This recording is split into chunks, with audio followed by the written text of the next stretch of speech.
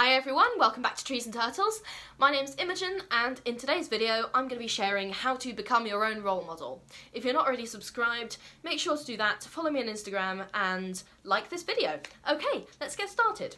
So what do I mean by becoming your own role model? Because often we think about role models as like a celebrity or a musician. I mean, I guess musicians are celebrities. Anyway, or a historical figure or someone that you aspire to emulate.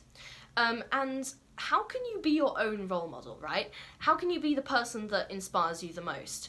So what I like to think of is different versions of myself. So my younger self is someone that I used to heartily dislike. But through therapy, I sort of developed like a sense of compassion for myself as a child, if that makes sense. And I am very motivated by becoming the person that she wanted to be and that little kid would have been proud of. If I can find like a childhood photo of myself, I'll insert it here. But I very much focus on making my younger self proud and on achieving the goals that I have always dreamed about. And I always look at my goals as what would my older self be proud of me for doing, if that makes sense.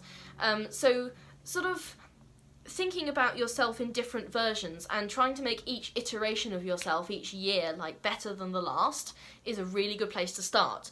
So to begin with, identify your values. So think about like what values are important to you. So it could be anything. It could be like being super kind to everyone you meet, or it could be, you know, excelling academically, or it could be, you know, running a business and helping people that way, or making a lot of money, or anything like that. So when I was in therapy, I had a wonderful exercise, and it was probably my favourite therapy homework ever. And basically what my therapist did was she gave me a bunch of like cards, and they had values on like compassion and status and like a bunch of different like values that you can have, and she said categorise them into 3 categories: the ones that were really important to me, somewhat important, and not important. And then I categorised them, and then the next week I brought them back and we discussed. And so I think that was a really helpful exercise. You could probably find it if you look it up online, but I'd never seen it before, and it was very, very important to me at that time. And it really helped me sort of formulate my personality and what I was like looking for in life. So wonderful, like shout out to my therapist, you're wonderful. So these could be like honesty, integrity, perseverance. You can look them up. But these are your sort of guiding principles. So for me, one of my absolute guiding principles is I always do the best that I can. So whether that be in like academics or my job or like even this channel, I always do the best that I can, and I always try and give it 110%, and that way I know that I will always, like, I won't have any regrets because I knew that I did the best that I could at literally every stage. Set your personal goals. So what do you want to do in 10 years? What do you want to do in 5 years? These things will inform your yearly goals, your monthly goals. I've done another video on how I set and achieve goals, so I'll link that if I remember. But these goals should like be in line with what you want for yourself and your vision for your life. If you don't have a vision for your life, then I suggest you like take some time to think about it, reflect, get inspired. There's plenty of resources online to do that. And once you've set your goals, you should be continuously revisiting them and working on self-improvement. So every day you should be thinking about how can I be better? Or how can I do this better? I'm always improving my YouTube channel, for example. I feel like I use this as an example a lot, but it does actually relate to a lot of my self-improvement goals. So for example, to begin with, I genuinely just uploaded a terrible video. Like, my first video is really crap. Like, I encourage you to go back and watch it because it was crap. Like, I was, like, my hair was all messed up, the lighting was terrible, the thumbnail was terrible, the audio was probably terrible, but the point was, it was a first video, and that was great. And then gradually, I made my channel branding more cohesive, I improved, like, my audio quality and, like, sound, and then thumbnails, I started vlogging, so all of these things, and I was continuously improving as I went. And I'm sure that, like, in 10 years, this video will look, you know, in terms of quality, terrible, but at this point, it is the best I can do, and I am proud of that. Be compassionate with yourself. So compassion for my past self is something that's really helped me become my own role model.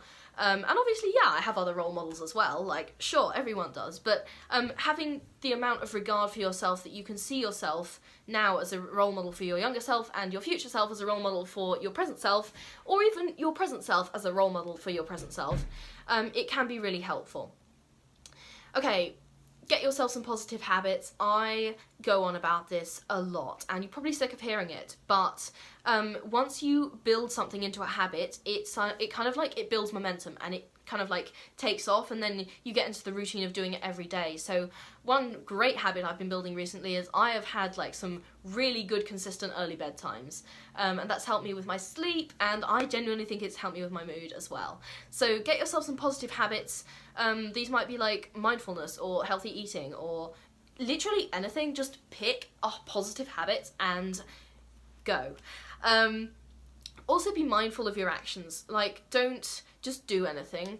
I mean, yeah, if you want to, do anything, but like, I'm not here to tell you what to do, except I'm slightly here to tell you what to do because you're watching this video, aren't you? Be conscious of the choices that you're making. Are these choices contributing towards your long-term goals? Are they contributing towards the kind of person that you want to be? Ask yourself, you know, is this choice going to make me be the person that I want to be in 10 years from now, in 5 years from now, in a year, in a month? And are those choices like sending you down the drain, essentially? So be mindful of your actions, be mindful of your choices. Build a network that is supportive of your goals. If you are someone who's surrounded with a lot of people who are negative, who bring you down, who discourage you, you might want to rethink that. You might want to make some like selective deletions from your friend group, or just add in more positive people. Because when people support your goals and people support like you becoming the best person you can be, then it honestly makes it a lot easier, because there's, you know, something, you're the average of the 5 people around you. Also, 2 more tips: celebrate your achievements, because being a better person is a continuous process, and sometimes it can feel like it's never ending. So be proud of what you've achieved, be proud of becoming a better person, and be proud of trying, because there are way too many people who do not try. So the very fact that you are trying means that you are a good person. And the final thing that I want to talk about is embrace resilience. So obviously you're always going to experience challenges, and you're always going to have setbacks, and you're always going to have bad days. That is a fact of life, and I hate that it's a fact of life. I wish it was not a fact of life, but it is a fact of life. So bounce back from these. Use them as learning opportunities. Don't see them as an expression of your worth as a person, because they are not. The fact that I got absolutely drenched by some idiot driver who decided to splash me with like muddy water when I was walking back from uni the other day, that doesn't mean I was an idiot for like walking on that part of the pavement at that time. I know that's a very silly example, but it can be applied to anything in life, you know. Just because, you know, it was COVID and like there was some disruption to your education, it doesn't make you stupid, for example. So anyway, embrace these things. Sometimes you can learn from them, sometimes it's just, oh well, you know, that driver was an idiot. But anyway, embrace resilience, and if you are committed to being a person that you will be proud of, and if you are currently a person that your younger self will be proud of, then you should be immensely happy about that, because that means you're already on the path to becoming your own role model. If you're not already subscribed, make sure to do that. Give this video a thumbs up, follow me on Instagram, and that's it from me today. Okay, love you all. Bye!